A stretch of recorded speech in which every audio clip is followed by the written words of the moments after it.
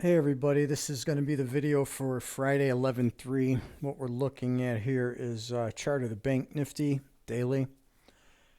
Get a lot of inquiries through the website about the Nifty or the Bank Nifty, and I don't have data for that, and I don't trade it, so I don't really look at it. But I did go on TradingView to take a look at the Bank Nifty, and I'm going to show a few examples from some of the storm math and some of the other math that I've developed from like the Plato and the hidden phi stuff.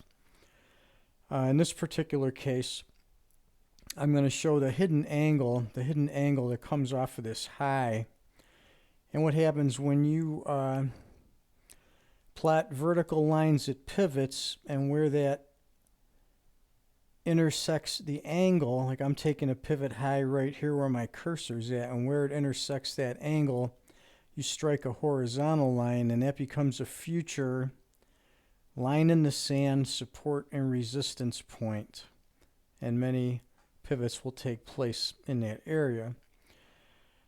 Second one here, I took the pivot low. It's hidden by the blue line. This is a lower low than this red candle spike low here. Where that crosses the angle right here, you strike the horizontal line, and it caught the market right here, kicked it down into a consolidation correction. It broke, came back, retouched, and then it's become a bit of support over here. It was breached but quickly regained. Just going to go through a few charts of the Nifty on the daily, then I have intraday near the back of this. Now here's the same angle, same chart segment. The only difference here is I'm reversing the process. Instead of using the pivot to find the price, I'm using the price level to find the pivot.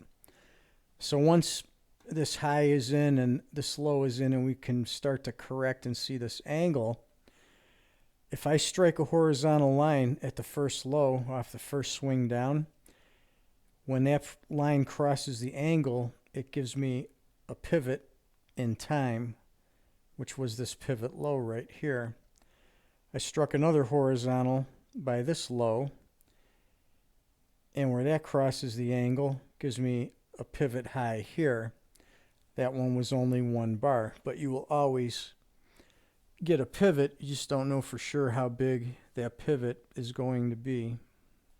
Now here's one of the time calculations I've developed. I'm taking these time measurements from this high to this high, marked by this blue trend line, and then from the same second high there to another high over here, and my calculation projects to 17 March 23 to give me this low.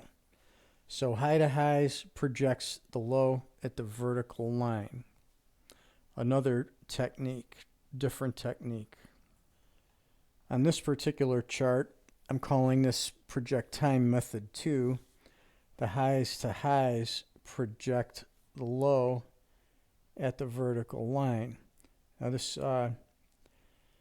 particular trend line should have stopped at this high, not at that low, but these two measurements gave you a near-term projection to catch that low right there on January 30th. Now in this particular example, I'm using the price range, the range here in March from the low, the price range of that first swing up to the first swing high there. So that price range from the low projects future price levels using some of the Plato math.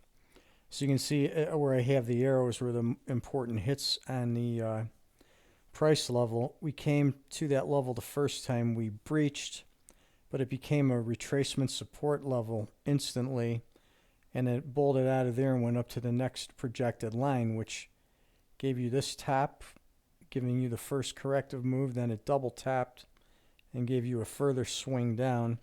That level became support twice here. Then it became kind of a consolidation point or a gravity center, and you can see the market traded above the gravity center line the same amount as it traded below that line.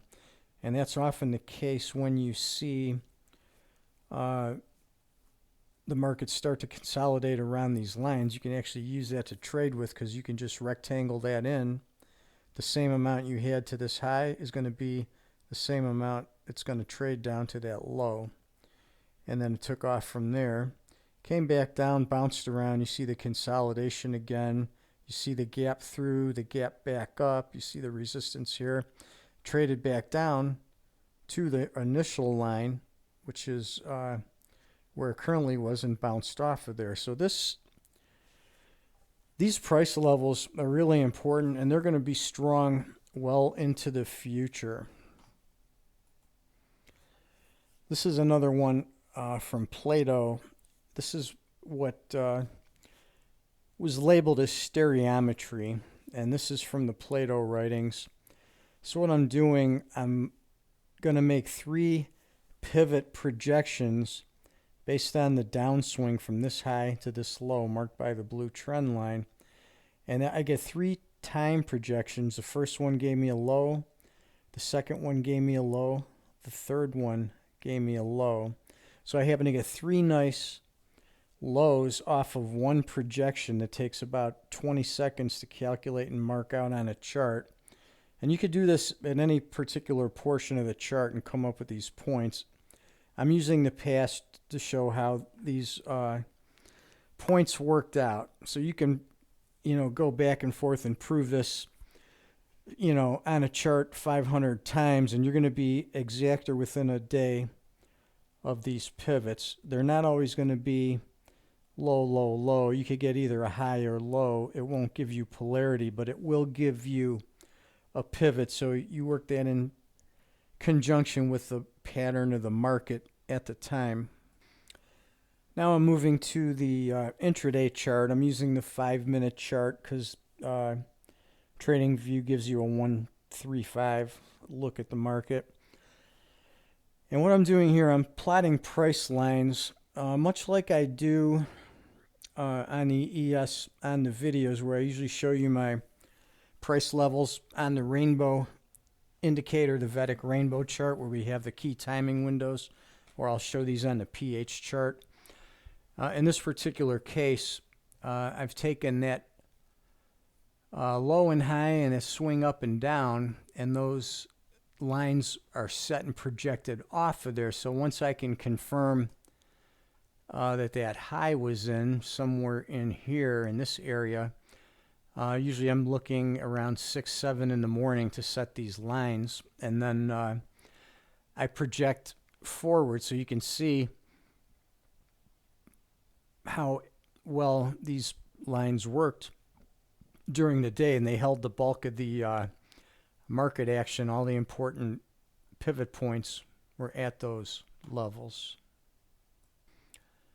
On this next chart, I'm taking low to low to project time. This particular method, this is one of the Plato methods. If I go measure time between lows, I'm going to project a low. This will project polarity. So I'm measuring from this low to this low. Then I'm measuring from this low to this low. And that gives me a projection to the blue arrow here, which gave me this low at that particular price level. So when I get a time projection that it comes in where the market comes and trades down to a price level, that gives me a mathematical price and time square out, which is good enough to initiate a day trade. So you can see the market then went up for about 35 minutes or so. After that, went right up to the next price level.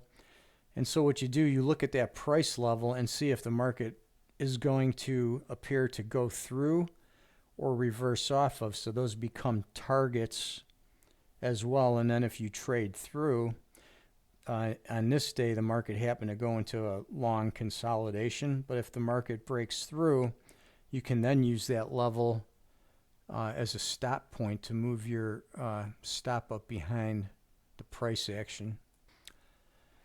Now this one is using angles. This is comes from the master angles that I found in the Hidden Phi work. And these are different from the angle that I showed you on the initial chart. So these are different angles, but you can see I've got the blue arrows marking how these angles are support and resistance in the market. You see the first reaction here, not marked, came close to that angle and rolled back down. We came back up near the second angle. We were caught there at these two price levels, which are fairly close. So all of that rejected the market because there was so much resistance. You had the price resistance from the price calculation. You had the angle resistance there. So that was a lot to buck up against, and the market turned back down from there. Then we broke through the lower angle. You can see it closed up and then it gapped. And then we came up to the higher angle right at a price level. Could not pierce that. Get a nice reversal bar, indicative of a good short setup right there. And that went right down through the first price level and then down through the second level right to the angle. It breached the angle but couldn't close below. It closed back above. Market traded sideways, could not advance, retraced again to the angle and the next price level down. And that particular intersection of the price level and the angle was strong support that gave you a trigger for a long, even though it didn't go very far because it just went up to the next level and into that consolidation. And then as we got to this point later in the morning, we came up to this angle again at that price level, and that's where I made the chart, so I didn't see what happened after that. Now here's future pivot times based on some Plato work. So I've put a few projections forward. So these vertical lines were plotting into the future, and one of them actually isn't coming until Friday. So we had one early this morning at 7:05. We had two yesterday, one this morning, and one that's not coming until tomorrow morning at 8:25. So anybody that's interested can go and look at that to see how that turned out. Anyhow, just a little bit of stuff to show how these techniques are universal, because the mathematics is universal. It works on any tradable instrument. Even our astrological or astronomical work, people say, well, does that work on different markets? Well, it does, because similar to math, that those techniques are not natal based, so they're not geared to a particular market. For instance, our rainbow indicator is based off transiting moves in planets, and they're effective in any market. So what you see may be high on the ES. It may end up being a low on the Nifty. It might be a significant high on the ES, but it might be a minor or intermediate low on the Nifty.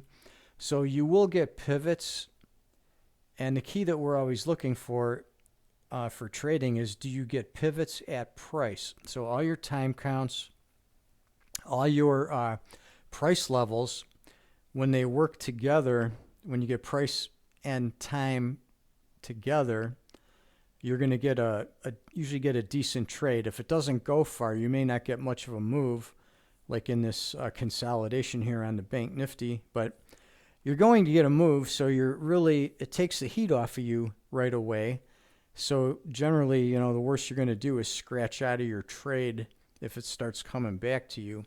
So you're not going to get hurt, and you're going to catch a lot of very big moves with these techniques. So that's it here, a little bit of a look at one of the Indian markets. A lot of people are interested in these and trade these. So just to indicate that, yes, these techniques and tools do work in all markets.